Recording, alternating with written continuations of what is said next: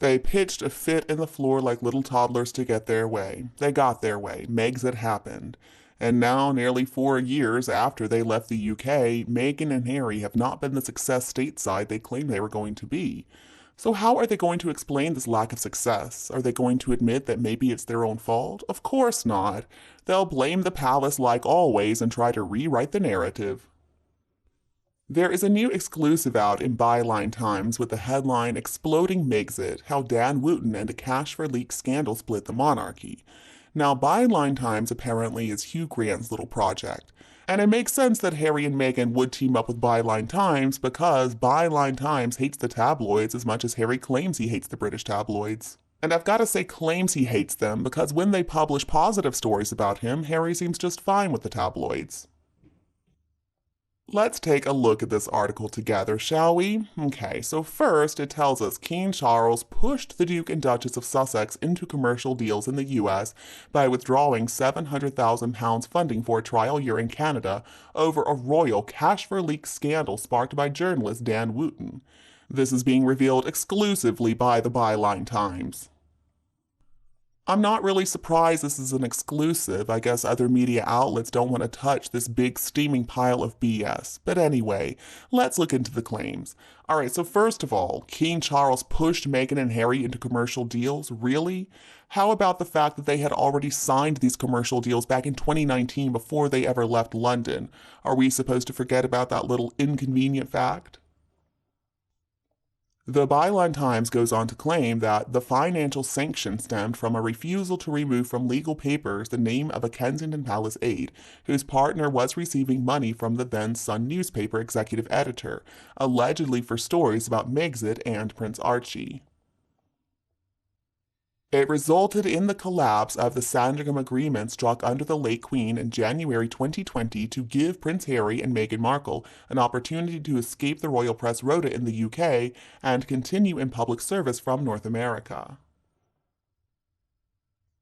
Well, okay, except for what Harry said in their docu-series about that situation. Harry explained that the late Queen in fact did not give them a choice to be half-in, half-out royals.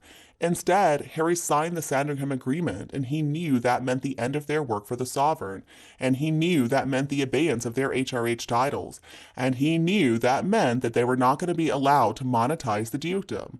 Of course, they still made a boatload of money off their connection to the royal family, but they were not allowed to use the name Sussex Royal. So how exactly did this result in the collapse of the Sandringham Agreement? The Byline Times is a paid subscription service that I refuse to pay for, but I can share with you all the bullet points. Now, the first one is Prince Harry and Meghan were forced out of the Sandringham Agreement to continue in public service from Canada when his father pulled the plug on funding. But that's not what happened. We already know Charles gave them about £2 million in starter money when they moved to the US. So this £700,000 a year figure doesn't make any sense. And then the next one, it followed news that a partner of a key aide to Prince William received £4,000 from the Sun, allegedly for stories about the Duke and Duchess of Sussex when Wootton was executive editor. Well, unfortunately for Harry and Meghan, Dan Wootton already addressed the situation back in January. Now, according to what Mr. Wootton says, Catherine and William and Camilla and Charles cannot be blamed for the stories coming out about Meghan and Harry. In fact, most of those stories were coming from Meghan and Harry's team. In the Daily Mail article from back in January, he said, if Harry and Meghan claim briefing the tabloid press is some sort of unforgivable crime undertaken by Charles, Camilla, William, and Kate, then they are just as guilty. How do I know? Well, I was on the receiving end of such briefings by the Sussex's own communications team during my years covering Meghan's time in the royal family, as I broke a series of now infamous scoops from Tiara Gate, the bitter rivalry between Kate and Meghan, and ultimately Megxit. Personally, I am so glad to see that Dan Wootton is not taking this lying down. Now, I know this article is from back in January, but I think in the next few days he's probably going to come out to defend himself yet again, as he should. The Byline Times also claims that the payments related to stories about Archie's nannying and godparent arrangements and Wootton's January 2020 breaking story about so-called Megxit. Alright, so let's talk about the topic of nannies. Mr. Wooten already addressed this.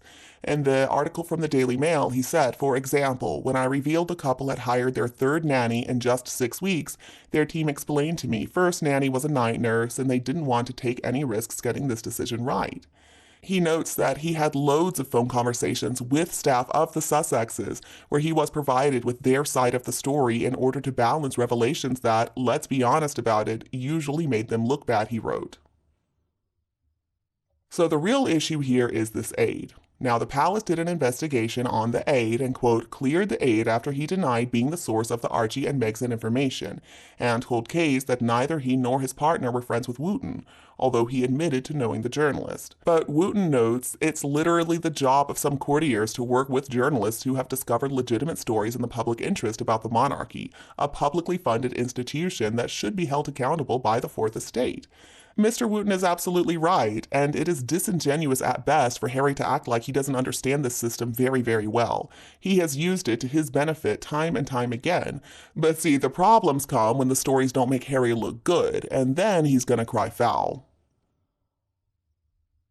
We then learn that Prince Harry sent formal letters before action detailing the claims about Wooten and the palace to News UK. Sir Clive Alderton, today King Charles and Queen Camilla's right-hand man, and the former Lord Chamberlain Lord Peel put pressure on Harry to alter the legal papers, Byline Times is claiming. When the aide's name was not removed from the legal letters, the Sussexes were cut adrift financially and left unable to protect themselves despite having a security threat level equal to the monarch. Oh yes, this is actually what they wrote. They wrote that Meghan and Harry have a security threat level equal to the monarch. What on earth are they talking about? It is funny, isn't it, how these sugars cannot help themselves. I mean, they cannot even pretend to be balanced in these ridiculous articles they're putting out. How exactly did these two nobodies believe their security threat level was equal to the monarch? I mean, what gave them that idea? The next bullet point, though, is where it really goes off the rails. Quote, the royal household had thought the threat of exposure would force Harry and Meghan to return to the UK, where their profile could be controlled, preventing them from eclipsing the future king. Well, if we didn't know who was sponsoring this article before, I think it's pretty clear now. Eclipsing the future king. How delusional could this article be? And the final bullet point, but it drove a wedge through the royal family and set in train events leading to Prince Harry's book Spare, a string of high-profile commercial media deals, and ongoing bad blood in the British monarchy. Okay, well then, I guess that's that. Now we all know whose fault it really is. It's never Meghan and Harry's fault, remember? It's always Harry's family. Prince Harry was just so worried that Meghan and Harry were going to eclipse him that he had to put all this negative stuff about them in the media. Yeah, sure, that's what we're gonna believe. And as for the name of that palace aide that Harry refused to remove from the letters, well, I mean, it sounds like the palace thoroughly investigated this claim that Harry was making, found that the palace aide was innocent, and so of course they requested that Harry remove the name. The fact that Harry did not want to remove the name says more about him than it does about the palace. It is crazy, isn't it, though, how Harry and Meghan are the ones who just keep this stuff going. As much as they claim they want to move on, they want to look to the future, they don't. They are still stuck on this because they are just so upset with themselves for being wrong, for making the wrong choice. They believed they could make it without the palace. Well, obviously they can't. And instead of accepting that and finding some way to still create a meaningful existence for themselves, they're going to keep on trashing the palace and trashing the royal family. Because those bridges have been burned, there is no way back for the gruesome twosome. And since they can't accept responsibility for their own behavior, what else are they going to do except blame Harry's family? I think with this article we can see that even though people don't want to listen to them anymore, Harry and Meghan are not close to being finished. And you, what do you think of this new report? Please let me know your opinion below in the comments section. Before you go, don't forget to like and share this video with anybody else who would enjoy it. And if you didn't already, hit that subscribe button so that you don't miss a single video from Kate Middleton and the Queen team. Thank you so much for tuning in, have a lovely day, and I'll be back to see you later in the next videos.